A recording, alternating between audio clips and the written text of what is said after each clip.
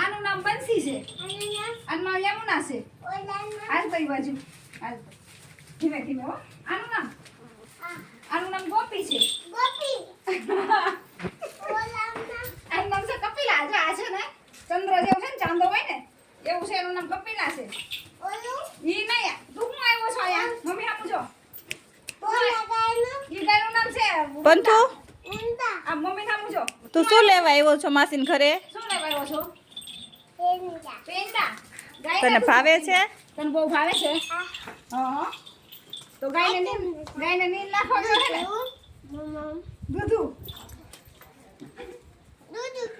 દૂધ પીવું છે તો હાલ જોઈ લે.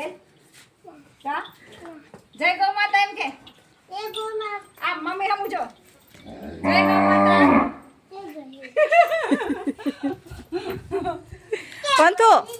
પંતુ આપજો બોલા મમ્મી. ઓય પદમા આ હામું જો મમ્મી હામું. તું ક્યાંથી આવ્યો છો? તું ક્યાં રહે છો? તું ક્યાં રહે છો? મુંજિયાસર. બીજે પછી ત્યાંથી ક્યાં જવાનું છે?